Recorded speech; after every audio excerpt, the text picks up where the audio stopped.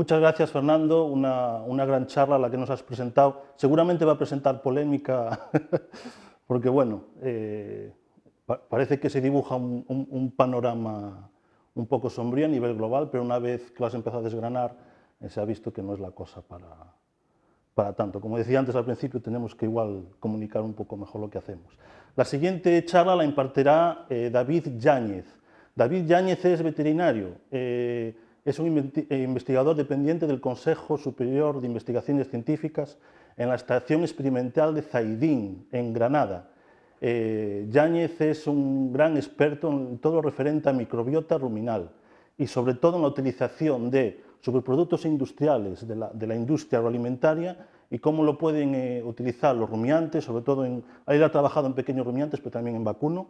y cómo se puede mejorar esto pues, de cara a mejorar la eficiencia ruminal. Nos hablará de unos bichos pequeñitos, las arqueas, y de cómo podemos mejorar el manejo de la vaca pues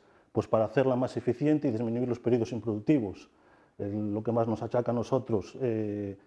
trabajar, mejorar el manejo para disminuir el periodo de recría y a través del confort y del bienestar y el manejo del vacuno, pues tratar de disminuir los periodos improductivos de la vaca, por ejemplo, cuando las vacas están enfermas, no están dando leche, para disminuir la emisión de metano por culpa de comer pues, alimentos más indigestibles en esas fases. Cuando quieras, David. Y bueno, esta charla de David está patrocinada por Laboratorios Calier. Bien, os seguimos recordando una vez más, para aquellos que se siguen incorporando, que cualquier duda que os surja a raíz de las charlas que estamos presenciando, la enviéis o bien al WhatsApp del número que aparece abajo en vuestras pantallas, o bien al chat de la página web a partir de la cual estamos retransmitiendo.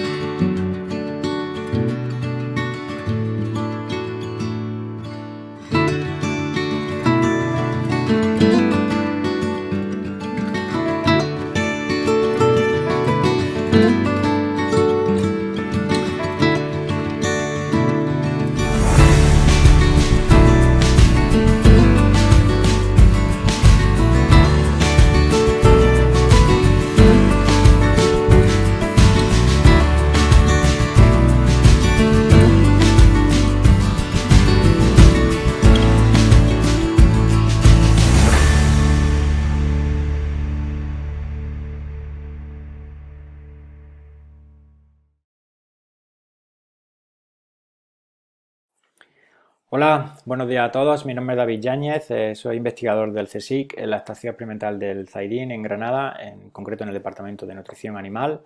Y bueno, quiero empezar agradeciendo a los organizadores la oportunidad de participar en estas jornadas, aunque sea de manera telemática. Y bien, en esta presentación lo que vamos es a tratar cómo podemos reducir las emisiones de gases de efecto invernadero con actuaciones concretas a nivel de la granja de producción lechera. Antes de comenzar con estas actuaciones, creo que es importante tener en cuenta que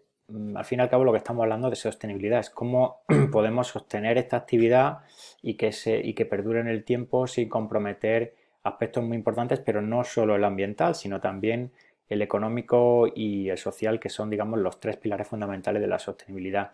Y esto quería remarcarlo porque, aunque tratemos fundamentalmente en esta presentación de aspectos ambientales, lógicamente están muy relacionados en la producción ganadera con la actividad económica, y en muchos casos vamos a ver que el beneficio ambiental está íntimamente relacionado con un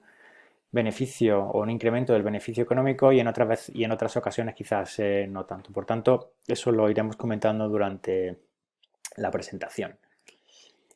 Bien, para poder entender cuáles son las posibilidades de reducción de emisiones de gases de efecto invernadero en actividad lechera, creo que es importante tener una idea en el conjunto de cuáles son las fuentes fundamentales de estas emisiones. Si consideramos esta gráfica como una representación de la granja lechera, podemos ver en qué fases de la producción de leche estamos contribuyendo a las emisiones de gases de efecto invernadero. En primer lugar tenemos la propia producción de alimentos, que ya puede ser dentro de la granja o fuera, y que tienen emisiones asociadas a CO2 por el uso de maquinaria, por el transporte y también por la posible deforestación que tenga asociada esa producción de alimentos y por tanto mermas de posibilidad de captura de carbono, o también la asociada a óxido nitroso por fundamentalmente por la actividad de fertilización nitrogenada que lleva asociada el cultivo de algunos de estos alimentos. La siguiente etapa sería la propia fisiología del animal, que tiene acarreadas fundamentalmente emisiones en forma de metano como consecuencia de la fermentación entérica que veremos con más detalle posteriormente. En parte el animal también va a generar otras emisiones que ya están más relacionadas con la gestión propiamente de las excretas, sobre todo en cuanto al nitrógeno, que después veremos con más detalle también, pero también con la fermentación de la materia orgánica que se encuentra en el purín y en los estiércoles, que también van a generar gas metano. Una vez la leche se ha producido, existe un proceso de procesado, de empaquetamiento, de transporte, que lleva también acarreadas una serie de emisiones, fundamentalmente en forma de CO2. Bien, estas 4 etapas lo que hacen es sumar, es decir, generar emisiones, pero existe también una actividad fundamentalmente en la ganadería asociada al terreno que resta emisiones, es decir, que en la ecuación de emisiones de gases de efecto invernadero tiene un efecto positivo y matemático desde el punto de vista negativo. Lo que hacemos es utilizar el pasto o la misma arboleda que por su actividad biológica lo que hace es capturar carbono, capturar CO2, y esto se puede cuantificar cuando consideramos el ciclo completo de producción de leche para calcular lo que denominamos la huella de carbono, que son pues las emisiones calculadas en equivalente CO2 para que puedan ser comparables entre unos sistemas y otros,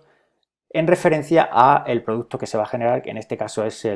la producción de leche, en nuestro caso pues un kilogramo de leche. Por tanto, es importante tener en cuenta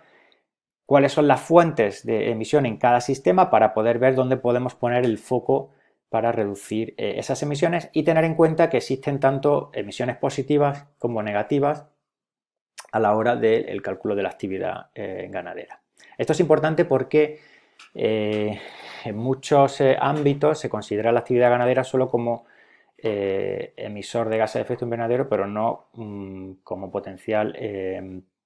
actividad de captura, y esto es importante tenerlo en cuenta porque puede perjudicar de manera importante a la actividad ganadera o a la imagen que tiene la actividad ganadera si no se considera todo en su conjunto, lo positivo y lo negativo. Bien, para ilustrar cuáles son estas fuentes, he utilizado esta gráfica de un trabajo excelente de nuestro compañero Gregorio Salcedo y Dolores Valls, en el que analizan las emisiones de gases de efecto invernadero de distintas tipologías de sistema de producción lechera en Galicia, tanto aquí las tienen representadas como pastoreo ecológico, pastoreo convencional, sistemas en base fundamentalmente a ensilado de hierba, ensilado de maíz o una mezcla de los dos. Como podéis ver, de manera proporcional, pues la fermentación entérica, aquí representada en verde, pues tiene una contribución importante, alrededor del 40%, y después el resto de fuentes, tanto la energía en rosa, fertilizantes, alimentos o insumos externos consumibles y manejo de purín, pues tienen una contribución proporcional que va a variar dependiendo de cuál sea el tipo de actividad y las fuentes de insumos de esos sistemas. Después lo veremos con un poco más de detalle. Si queremos ver cuáles son las emisiones netas, podemos utilizar primero cuáles son las emisiones que se generan en la granja. Aquí están representadas en forma de rojo, lo que se denomina la huella parcial, a la que después hay que sumarle otras huellas relacionadas con el cambio del uso del suelo, como comentaba antes, en naranja, o en este caso, bueno, el asociado a las hojas porque tiene una contribución importante. Pero es importante tener en cuenta que existen también emisiones negativas, es decir, en resta de emisiones representadas en verde, que están asociadas fundamentalmente al crecimiento del pasto o la arboleda. Por tanto, al final el resultado va a ser una ecuación en la que hay algunas emisiones que suman y otras que restan. Existe otra vía también de reducir emisiones que, bueno, me ha parecido interesante, en esta leche Unicla, que, bueno, que entiendo que conocéis, en la que, bueno, pues se reclama que se reduce un 20% las emisiones cada año, fundamentalmente compensando mediante la plantación de árboles, la reforestación de zonas quemadas, que es una actividad, por supuesto, muy loable y muy beneficiosa, pero hay que tener en cuenta que puede ser confusa en el sentido de que no es una resta de emisiones propiamente dicha de la actividad ganadera, por tanto, técnicamente no es una leche, digamos, de cero emisiones, porque la resta fundamental que se está haciendo de las emisiones no está asociada a la producción lechera, sino está asociada a otra actividad que, como digo, es muy beneficiosa, la reforestación, pero no es una actividad asociada a la producción de leche. Y eso, si queréis, lo podemos comentar en el debate. Bien, para ver cuáles son las posibilidades de actuaciones para reducir las emisiones en ganadería lechera, me parecía quizás más fácil estructurarlo en varios apartados. En primer lugar, aquellas que están relacionadas con la propia gestión del rebaño, del animal o ya de la fermentación microbiana en el rumen. En cuanto a la primera, están relacionadas fundamentalmente con lo que es la producción vitalicia del animal, lo que es la producción a lo largo de todo su ciclo de vida, que, como podéis entender, pues va a tener aspectos muy ligados a la reproducción, a la selección genética y bueno, a toda lo que es la gestión del rebaño completo. Si empezamos con esta categoría, si ilustramos lo que es el sistema o el ciclo de producción de un animal lechero, los 2 primeros años aproximadamente sabemos que se dedican a recría y a gestación hasta que entran en la primera lactación, en la que aproximadamente tiene una duración de 1 año, considerando también el periodo seco. Esta primera etapa de 2 años de recría y primera gestación es una etapa en la que se generan emisiones, aquí representadas con la molécula de metano, pero no se genera alimento en la recría. Sin embargo, la siguiente etapa, cuando ya entramos en lactación, pues seguimos, lógicamente, el animal sigue generando emisiones, pero también ya está generando un producto. Como el cálculo de las emisiones lo vamos a hacer de manera relacionada al producto, lo que intentamos hacer es tratar de diluir estas emisiones lo más posible en esta etapa, y para eso lo que tenemos que es tratar de tener animales productivos lo más longevos posible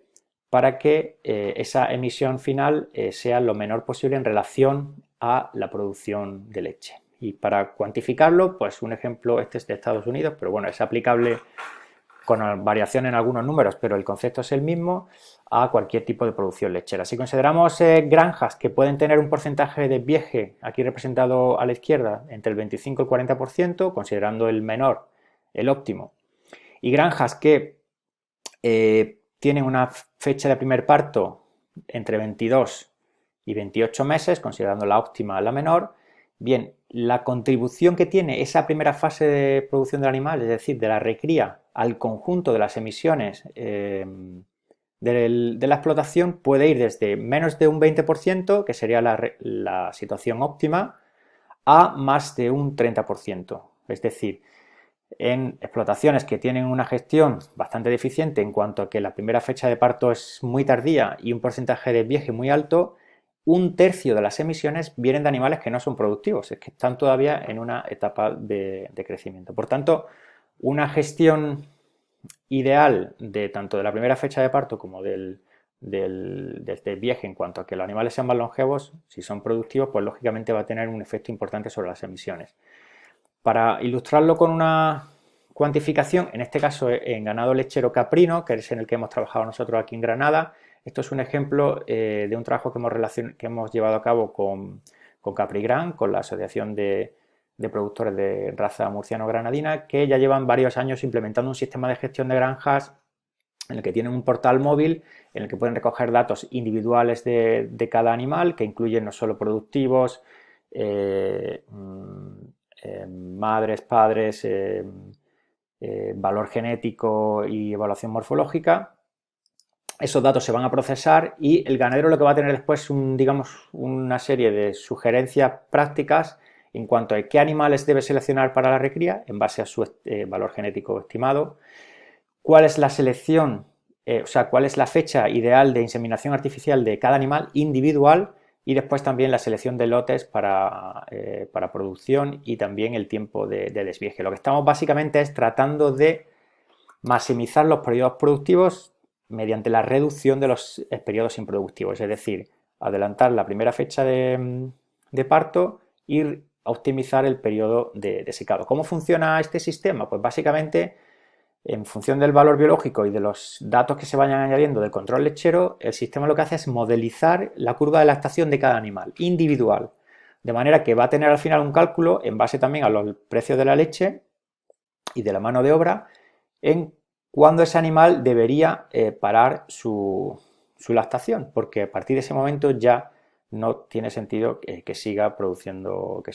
leche en esa lactación. En base a eso se calcula cuál sería su fecha ideal de inseminación artificial y así, bueno, pues podemos, como comentaba anteriormente, minimizar los periodos improductivos.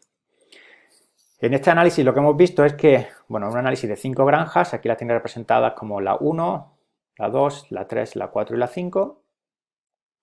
con un análisis a 4 años de diferencia, perdona,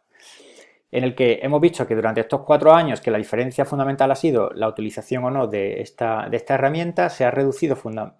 sustancialmente las emisiones de gases de efecto invernadero. Esto está aquí en equivalentes de CO2 por kilogramo de leche, entre un 7 y un 21%, fundamentalmente porque hemos optimizado la gestión de la granja en cuanto a los periodos improductivos. Volvemos a la primera diapositiva en la que relacionamos emisiones con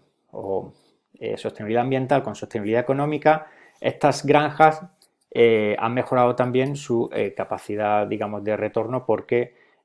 mediante la utilización de esta herramienta pues han podido producir más leche con unos costes muy parecidos. Bien, si pasamos al siguiente escalón, a lo que es el propio animal, como comentaba anteriormente, hay emisiones que están relacionadas fundamentalmente con la propia fisiología, fundamentalmente la emisión de metano entérico. Por tanto, casi todas las actuaciones que podemos llevar a cabo en este nivel van a estar relacionadas con la alimentación y con los ingredientes y con el ajuste de la ración. Volvemos a una de las gráficas que utilizaba anteriormente, en la que podéis ver proporcionalmente de dónde vienen las emisiones en cada uno de los sistemas. Si consideramos una asociada a la alimentación, que es la adquisición de insumos, aquí representadas en color azul, debemos tratar de reducir las emisiones en esta categoría, o bien reduciendo la cantidad de insumos que tenemos en la granja porque hacemos un mejor uso del pastoreo o de la propia producción de alimentos dentro de la granja, o porque hacemos una selección más adecuada de estos alimentos. Aquí tenéis un ejemplo. Estos son sistemas en Nueva Zelanda, pero el concepto es igualmente aplicable a Galicia, en el que podéis ver la huella de carbono asociada a distintos tipos de alimentos que provienen de fuera de la explotación y cuál es la razón o la actividad principal que genera emisiones en cada uno de ellos. Como podéis ver, por ejemplo, en el caso de la soja, pues dentro de sus emisiones, que son muy altas en comparación con otros alimentos, pues hay un componente asociado a la deforestación y otro también al transporte. Mientras que en otros alimentos, como puede ser la cebada o incluso ensilados, pues van a estar más relacionados con la propia fertilización nitrogenada. Existe una categoría de alimentos que se denominan subproductos, que aquí están representados como de destilería o de frutos, que de manera general tienen una huella de carbono asociada muy baja porque bueno, pues son desperdicios que de otra manera se tirarían o se quemarían. La utilización de estos subproductos no es algo novedoso, es algo que siempre se ha hecho en ganadería, pero que ahora se está tratando de promocionar más porque, bueno, entra dentro de lo que es el concepto de circularidad y dentro de eso, pues, en la reducción de las emisiones. Además, podemos también aumentar la capacidad económica de la explotación si tratamos de reducir los costes asociados a la alimentación mediante la incorporación de sus productos en la medida de lo posible. Sé que eso a veces no es sencillo. Para poner un ejemplo, de nuevo volviendo al sur, en Andalucía, sabéis que en Granada y en Almería hay una actividad de producción de frutas y verduras en invernadero bastante importante que genera muchos subproductos a lo largo del año, entre ellos pues tomate, pepino, sandía, etcétera. Estos subproductos ahora los estamos introduciendo en ensilados con paja que se pueden almacenar y que pueden ser transportados a distintos tipos de explotaciones y que tiene un valor nutritivo medio que puede ser equivalente al de un heno de avena. Y hemos visto el efecto que puede tener, a efectos de emisiones, de reemplazar este heno de avena, que es importado de fuera de la explotación, mediante un ensilado a base de estos subproductos. Ya sea también de tomate y pepino, como es el que tenéis aquí, como también de algunos subproductos obtenidos por la actividad de la extracción del aceite de oliva. Pues bien, lo que hemos observado es que se ha producido un descenso importante en las emisiones de gases de efecto invernadero como consecuencia de reemplazar en una dieta control, que es la que tengo representada aquí a la izquierda, mediante reemplazando el heno de avena con heno ensilado a base de subproductos. Y fundamentalmente esta reducción en las emisiones ha sido producida porque hay menos óxido nitroso emitido, puesto que no estamos computando las emisiones asociadas a el cultivo de la avena para la alimentación. Por tanto, todo lo que sea introducir algunos desperdicios, subproductos de la industria agroalimentaria,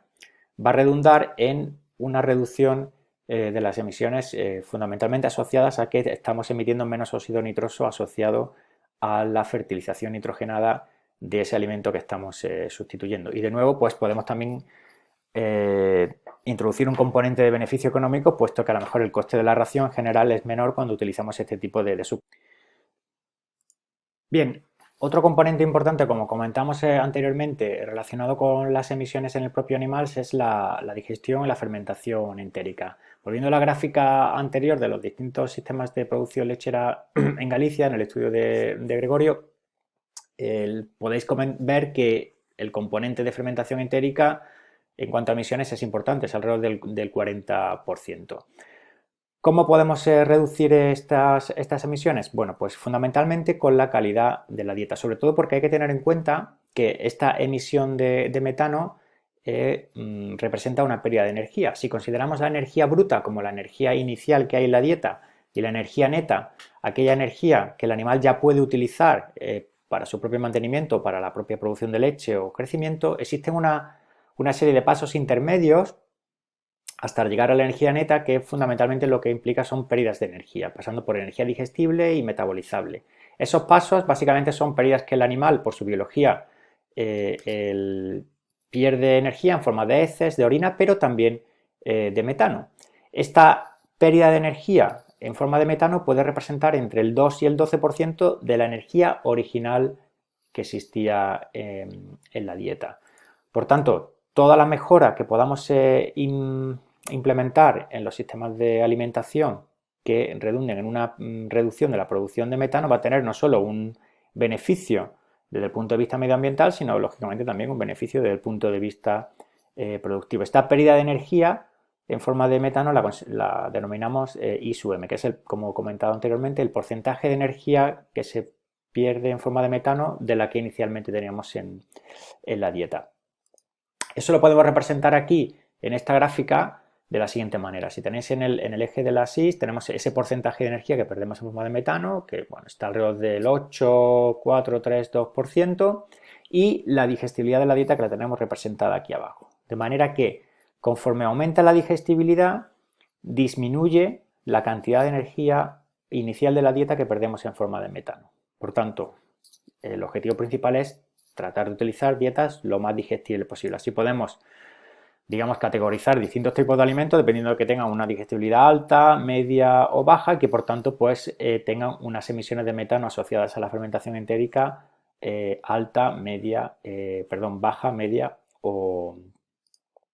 alta. Eso se debe fundamentalmente a que bueno, pues los propios componentes del alimento van a determinar su digestibilidad. En el caso de forrajes, es importante tener en cuenta lo que es el estado de madurez. Conforme aumenta el estado de madurez, que está aquí representado en el eje de abajo, aumenta la cantidad de fibra que tiene la planta en esta línea negra y a la vez disminuye la digestibilidad de esa fibra. Por tanto, de lo que se trata es de tratar de identificar el momento de recolección adecuado para que esa digestibilidad sea la óptima. Por poner un ejemplo, utilizando el ensilado de hierba. Como sabéis, en España uno de los sistemas que se utilizan para cuantificar o para trabajar el valor nutritivo de los ingredientes de dietas para ganados son las tablas FEDNA, las de la Federación Española de Nutrición Animal, y aquí tenéis representadas la tabla en relación al silo de hierba, que puede ser pues, de distintas categorías, desde la excelente hasta la quinta. La excelente pues, va a tener un contenido en proteína bruta importante, más del 18% y menos del 40% de fibra, mientras que la de calidad menor pues, va a tener mucha menos proteína, por debajo del 10%, y un contenido en fibra bastante alto con una digestibilidad baja. ¿Cómo se traduce eso en emisiones? Pues bueno, si volvemos a la gráfica anterior, tenemos un ensilado, digamos, de calidad excelente en el que tiene una digestibilidad muy alta y por tanto asociada una pérdida de energía en forma de metano también baja, por debajo del 4%, o un ensilado de calidad mala que tenemos una digestibilidad baja y por tanto una cantidad de metano, una proporción de energía perdida en forma de metano también elevada. Por tanto, existe una diferencia importante en emisiones, básicamente jugando con la calidad o la digestibilidad del alimento. Esto, de nuevo, pues no solo tiene un componente ambiental, pero lógicamente también un componente productivo y económico. Y en gran medida los cálculos que se hacen en cada país, en cada región, en cuanto a las emisiones, están basadas en la calidad del forraje o de la dieta que se utiliza en cada uno de los sistemas de alimentación. Por tanto, uno de los mensajes principales es la calidad y la digestibilidad de la dieta es el que determina en gran medida las emisiones en forma de metano entérico, que como hemos visto antes, pues representan un porcentaje importante. Otra cuestión importante en relación a las emisiones no solo es la de la fermentación entérica, sino también la que va asociada al nitrógeno que el animal excreta en la orina fundamentalmente, aunque bueno, en parte también en las heces. Como sabéis, en el rumen entran alimentos que tienen distintos tipos de nutrientes, lípidos, carbohidratos y proteína. En concreto, la proteína pues sufre como consecuencia de la actividad microbiana procesos de hidrólisis a aminoácidos y después en gran medida estos aminoácidos se degradan a esqueletos carbonados y amonio, y este nitrógeno amoniacal en gran medida es utilizado por las propias bacterias para producir su propia proteína microbiana, que a la postre va a ser la proteína que el animal utilice, pero también una parte se escapa a esta síntesis, se absorbe y después de metabolizarse se excreta en forma de urea, fundamentalmente en leche y en orina. Esto es consecuencia fundamentalmente o bien de un exceso de proteína en la dieta, un exceso de degradabilidad en la dieta o un desajuste en el tipo de proteína y de energía que lleva la dieta. Al fin y al cabo, lo que tratamos es de reducir esta cantidad de urea, puesto que la que va en la orina en una parte importante se va a transformar en amonio y una parte también puede ser transformada a óxido nitroso, que es una de las fuentes de emisiones. Volviendo al trabajo que comentaba anteriormente, en el estudio de estas explotaciones se pudo ver de manera muy clara que existía una relación inversa en cuanto a la eficiencia de utilización del nitrógeno y la huella de carbono. De manera que cuanto más alta era la eficiencia de utilización de nitrógeno, fundamentalmente, por simplificar, cantidad de nitrógeno recuperado en la leche de las vacas con respecto al ingerido. Por tanto, menos nitrógeno en la orina. Pues bien, cuanto a esa recuperación era más alta, la huella de carbono asociada era más baja. De manera que sistemas más eficientes en cuanto a la utilización de la proteína van a ser también más eficientes desde el punto de vista medioambiental, y aquellos que tienen una eficiencia de utilización muy baja, que están aquí representados en esta parte de la gráfica, pues van a tener una huella asociada más alta. Todos sabemos que los sistemas de racionamiento ya han evolucionado hacia niveles de proteína que ya bajan del 18%, antes eran bastante altos, de manera que este es otro componente importante a tener en cuenta en el manejo de la ración del animal, es decir, ajustar lo mejor posible los niveles de proteína, porque vamos a estar perdiendo menos nitrógeno en orina y en leche y vamos a contribuir de menor manera a las emisiones de gases de efecto invernadero.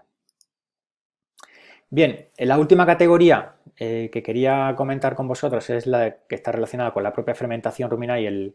y el microbioma. Hemos comentado antes que una parte importante de la fermentación proviene de las emisiones, proviene del metano entérico. Como sabéis, en la panza, en el rumen del animal, pues tenemos un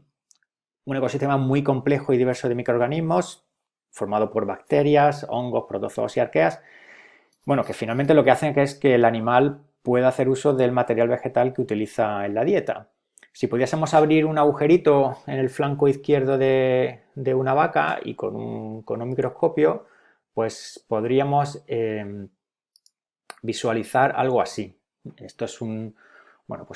trozo de forraje que ha sido rumiado por el animal y masticado, y que lo están colonizando distintos tipos de microorganismos. Estos son protozoos porque son más grandes que las bacterias y se pueden ver mejor en microscopio, pero aquí estamos dejando de ver una cantidad de diversidad importante porque son bacterias y son mucho más pequeñas, que lo que hacen fundamentalmente es colonizar, como veis aquí, la partícula de alimento, empezar a degradarla y generar metabolitos que finalmente el animal va a poder utilizar. A mí este vídeo me gusta especialmente porque lo que muestra es que el ganadero no está, en una explotación, no está alimentando vacas o no está proveyendo de nutrientes directamente a la vaca, sino directamente lo que está es alimentando a microorganismos. Y estos a su vez son los que están alimentando al animal. Y eso es muy importante tenerlo en cuenta a la hora de desarrollar estrategias para reducir la producción de metano entérico. Este ecosistema ha evolucionado durante miles de años antes de la domesticación hacia sistemas fundamentalmente de pastoreo, y eso no solo se aplica a animales silvestres, sino también a los animales de granja. ¿Qué ocurre? Cuando domesticamos estos animales, y no solo domesticamos, sino que intensificamos su manejo, no solo desde el punto de vista reproductivo, sino también desde el punto de vista alimenticio, e introducimos ingredientes que lógicamente van a permitir que el animal produzca, en este caso, más leche, pero también van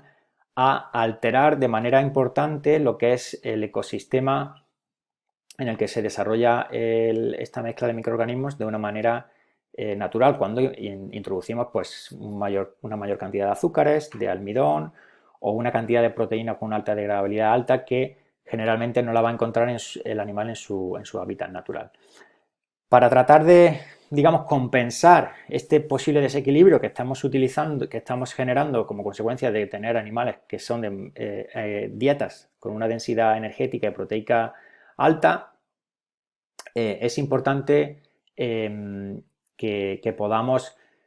diseñar y analizar cuáles son las estrategias que podemos desarrollar. Volviendo al sistema de clasificación de tipologías de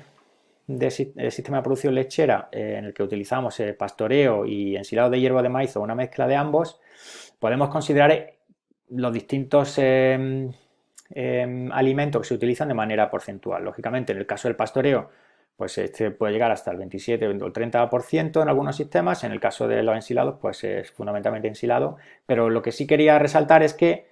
de un sistema, digamos, más natural, en el ecológico, en el que hay más forraje, aproximadamente aquí en el ecológico tenemos un 20% de concentrado. Cuando pasamos a otros sistemas, el porcentaje de concentrado ya puede llegar hasta el 50%, que hay que gestionar bien porque estamos introduciendo un elemento que es ajeno a la propia naturaleza del rumen. Esto es importante tenerlo en cuenta porque en los últimos años, pues la ganadería ha evolucionado hacia sistemas muchísimo más intensivos, más productivos, pero que también ha acarreado distintos problemas, sobre todo asociados no solo a la salud del animal, sino a la utilización de antibióticos. Esto es una gráfica de la venta de antibióticos para ganadería en 30 países de la Unión Europea. Esto incluye no solo rumiantes, sino lógicamente también porcino y aves, que como sabéis pues tienen un consumo también importante. Pero bueno, lo que es importante resaltar es que España todavía está en niveles de utilización muy elevados. Como sabéis, el uso de antibióticos de manera preventiva o como promotores del crecimiento no está permitido en la Unión Europea, y eso ha sido un paso importante, y se abre una vía de utilización de distintos tipos de sustancias que puedan ayudar sobre todo a los sistemas que tienen más carga en la dieta de desequilibrio. Entre estos productos están los extractos de plantas, que estoy seguro que muchos de vosotros utilizáis o que habéis oído hablar de ellos. Y me gustaría mencionarlos porque hay cuestiones que hay que considerar de manera importante. Una es que estos extractos de plantas no siempre funcionan de la misma manera. Esto es un ejemplo del efecto que puede tener un extracto de capsaicina o de cinemaldehído en el rumen de animales que tienen un pH de 6,7 o de 5,5 en cuanto a la producción de ácidos grasos volátiles o a la producción de propiónico de acético y propiónico. El mensaje que quería transmitiros aquí es que dependiendo del pH ruminal el efecto va a ser totalmente distinto. En el caso de pH más fisiológico, 6,7, no hay un incremento de la producción de ácidos grasos volátiles, mientras que en pH por debajo de 6 sí lo va a haber. Y esto es importante porque en sistemas en los que hay una cantidad de forraje importante y de pastoreo, el pH ruminal va a estar por encima de 6 y quizás alguno de estos productos no va a tener un efecto beneficioso porque al animal no le hace falta. También es importante tener en cuenta que estos compuestos en algunos extractos de plantas necesitan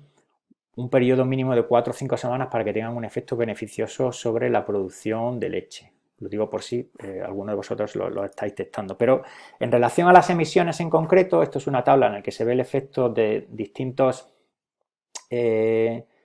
efectos de un extracto de plantas comercial sobre distintos parámetros. En cuanto a la producción de metano, puede llegar a reducir de media un 10 o un 12% de metano, pero con una variabilidad importante. Y esta variabilidad, que está representada aquí en esta barra, desde no efecto hasta un efecto importante, va a estar relacionado con el tipo de sistema de producción. Por tanto, el mensaje es: no todos los extractos de plantas funcionan en todos los sistemas de producción, porque la dieta fundamentalmente no es la misma. Además, una cosa también importante desde el punto de vista legislativo es que todos los extractos de plantas que se comercializan actualmente en Europa no están registrados como aditivos zootécnicos, es decir, como aditivos que tienen un efecto importante sobre el medio ambiente. Sabéis que la EFSA, la autoridad o la Agencia Europea de Salud Alimentaria, es la encargada de autorizar el uso de algunos compuestos, de todos los compuestos, mediante distintas categorías. Sí, hay pues, una categoría de aditivos tecnológicos, como preservantes, antioxidantes, etcétera, y otra que es de zootécnicos, en los que se incluyen aquellos que potencialmente pueden reducir la producción de metano. Todos los extractos de plantas ahora mismo están comercializados como aditivos sensoriales, que pueden tener un efecto positivo sobre la productividad o sobre el medio ambiente, pero que no están registrados como tales. Hasta la fecha existen dos compuestos o dos productos que tienen potencial para ser utilizados como aditivos, como es el 3-NOP, 3-nitroxipropanol, que ya tiene un nombre comercial, Bovaer, pero que todavía no ha sido registrado en Europa, sí en Chile y en Brasil, y el alga Asparagopsis taxiforme, que es una alga parda que se está empezando a investigar con más intensidad ahora porque tiene un efecto beneficioso sobre la producción de metano, lo reduce como consecuencia de su contenido en bromoformo. Pero ninguno de estos dos compuestos actualmente están registrados y autorizados para su utilización en ganadería en Europa. Por tanto, hay que tener en cuenta que hasta la fecha no existen productos que estén autorizados y por tanto puede haber confusión en cuanto al efecto que pueda tener algunos extractos de plantas por su verificación por las autoridades competentes. Bien, para terminar la presentación, pues bueno, quería simplemente hacer una breve mención a lo que hemos ido comentando desde el principio. En primer lugar, que las fuentes de emisión de gases de efecto invernadero son múltiples, tanto antes, dentro y después de la actividad de la propia granja. En concreto, en cuanto a la actividad dentro de la granja, podemos actuar a distintos niveles, tanto a nivel de rebaño, animal y al propio rumen. En cuanto al rebaño, sabemos que la fundamental es tratar de maximizar la producción vitalicia y diluir las emisiones asociadas a periodos improductivos en la recría o en fechas preparto y en el periodo seco. En el animal, todo lo que es relacionado con la calidad de la dieta y en cuanto a su digestibilidad y el exceso de proteína en la dieta. Y en el caso de los aditivos sabemos que existen algunos como extractos de plantas que pueden tener efectos beneficiosos pero que todavía no están registrados como tales. Y por último que en general la mayoría de estas medidas combinan un efecto beneficioso desde el punto de vista medioambiental y desde el punto de vista económico, es decir, estamos mejorando la eficiencia de producción en la explotación, pero no todas. Por ejemplo, los aditivos alimenticios, si se desarrollan aditivos que puedan reducir las emisiones de metano, quizás pues, el coste de estas emisiones, de la adquisición y el uso de estos aditivos, pues tendrá que compensar al ganadero de alguna otra manera o mediante algún tipo de ayuda pública. Y bien, por último, pues quería de nuevo agradecer a los organizadores la oportunidad de participar en las jornadas, al grupo en el que trabajo y bueno, estoy abierto a cualquier tipo de cuestión. Muchas gracias.